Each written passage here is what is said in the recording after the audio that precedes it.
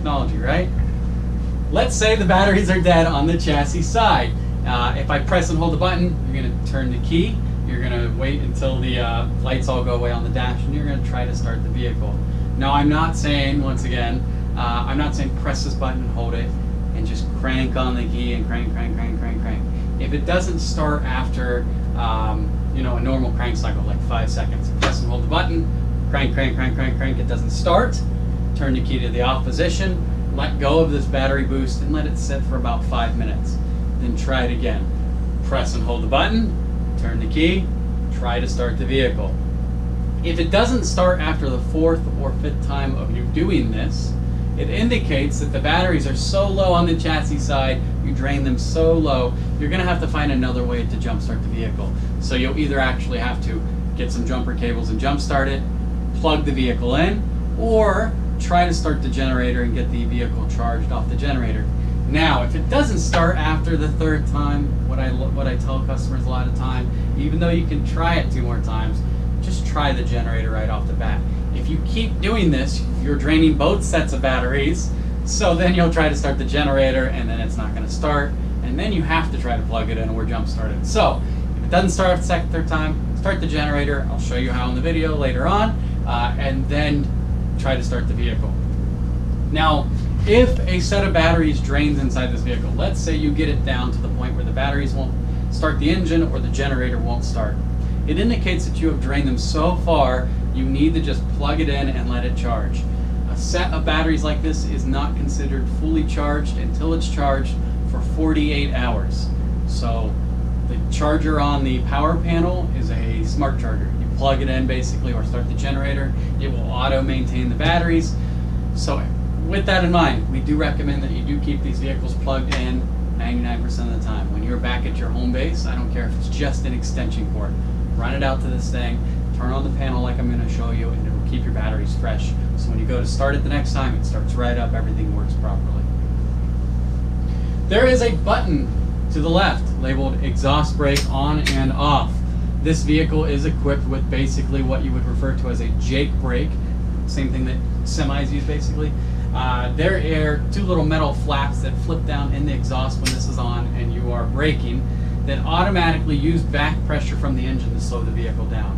You're going to brake like normal, you're going to accelerate like normal, but while you're slowing down, you're going to notice that there's this something hesitating. The vehicle's slowing down on its own. It's not going to stop you fully, it's not going to stop for the car in front of you stopping, but it's going to be like an auxiliary braking system. There are a lot of city laws and regulations that determine whether you can use this in your area. Now, there are a lot of highways that you're not even allowed to use this on. This is not as loud as a semi-truck would be. If you've ever heard that semi coming down a mountain in front of you and it just sounds like it's going to explode, this does not sound like that. So you can sometimes, and I'm not saying you should, get away with using it in your area. It's up to you whether you follow your city laws and regulations. Now, there are some limitations to using the exhaust brake. Do not use it if it is slippery, icy, wet, any sort of conditions like that. A gravel road, sandy, it can cause you to skid because it is using the drivetrain to slow the vehicles down. Those back tires can actually lock up. It's extremely dangerous. So in those circumstances, just turn it off. Now, if you are going through mountainous regions, that sort of thing, and you have this on, this will save your brakes. So when you're going down that steep incline, just let off the gas. You'll hear the engine start to rev up a little bit. You'll feel that back pressure start to slow you down, and you'll realize that you barely have to press the brake pedal when you're going down the hill. Just remember that. Next to that is a button labeled fog lights. There's a little light that looks like kind of like fog and little beams going through it. If I turn that on, nothing came on the dash. That is because the switch next to it has a little bulb on it. That is actually your headlights. Looks like a bulb with little rays of lights coming out. There are 2 settings for this switch. If I push it just one little click, you can hear everything's beeping at me. It's warning me that the key is off and not technically in the ignition, and I left the lights on, so you're draining the batteries. So it's going to keep doing this until you turn the headlights off. That's the first setting. That's just your marker lights. It's going to turn on the orange or amber lights and the red lights around the vehicle for visibility. If I push it one more, that's your actual headlights. So now the headlights are on. I can high beam, low beam like normal using my turn signal right here. When you're done with these, turn these off. If for some reason you ignore this and you walk away, that is something that will drain the batteries. And I'm kind of going to go over charging aspects when we get up to the power panel area. So just be aware of that. Right beneath that is a little power panel, or a little panel, and it is labeled HWH, computerized leveling. Now I'm going to go over that at after we go through the rest of the video, because I have to take the camera and actually hold it down on it so you can see it, because it is a little bit more in depth. So just be aware your vehicle is equipped with a, and I'm putting this in air quotes, a leveling system, and an automatic leveling system. We like to refer to this as a stabilizing system. If you park on a hill, this system is not going to level the vehicle out automatically and magically make this a perfect workspace to work in. There are limitations to it, and I will go over those. Beneath that is a silver lever, messing up today, and it is for the air suspension in the rear, and it is something we're going to go over as well when we go over the leveling system.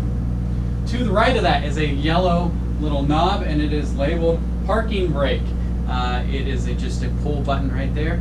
You need to set this every time that you park the vehicle. If it is set, of course, you will not be able to drive away. I don't know if you guys are familiar with air brake systems, but we're going to go over that in a couple seconds. Basically, it is just like your old truck T-handle. Pull it out, you're going to hear it pop. When you go to leave, make sure you have air built up in the system. Once it's filled up, which I'll go over, you just put your foot on the brake to the left a little bit. Release that by pushing in on it. You'll hear it release. And that's all there is to it. And air brake systems are a little different than what you're used to in a normal car, so we'll go over that.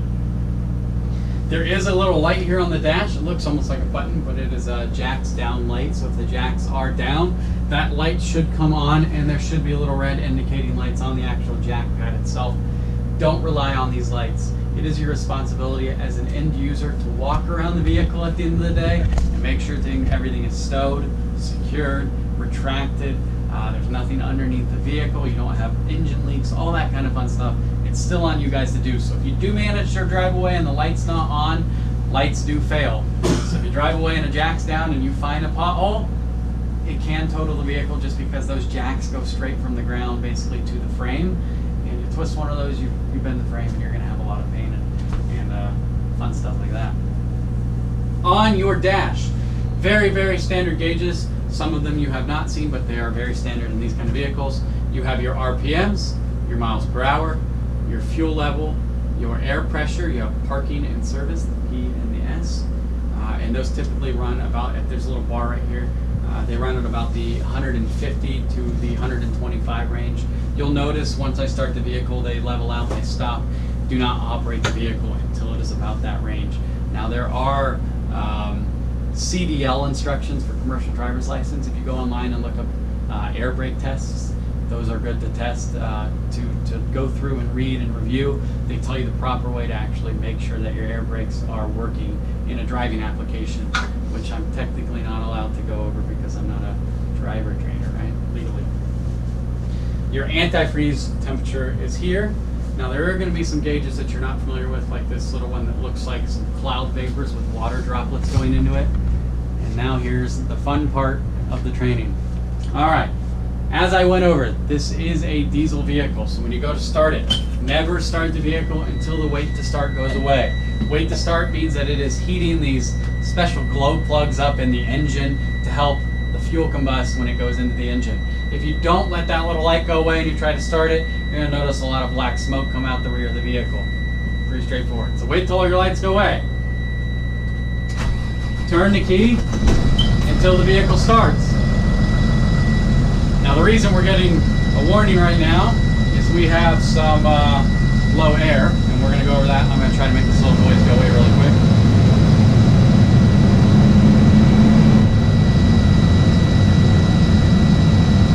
And it's slowly building up right now. All right. There we go. Got rid of the noise. Let's see if I can get rid of that. There we go. Okay. When you start a diesel like this, you'll notice right now that it's idling at about the 700 or 800 RPMs. This is considered low idle for a diesel. Now we do recommend that you warm this thing up every day you go to drive it somewhere, just like you've seen in the race car circuit. You know, they warm up their car, they warm up the tires. You need to let this thing warm up as well. Let it get to a working temperature before you drive it away. Now that's typically about 10 minutes. So while you're doing the rest of your walk around, you can start the vehicle, let it warm up. That way when you go to drive away, the vehicle is nice and warm, operating properly. The issue is, at a low idle such as this, the fuel is not burning efficiently.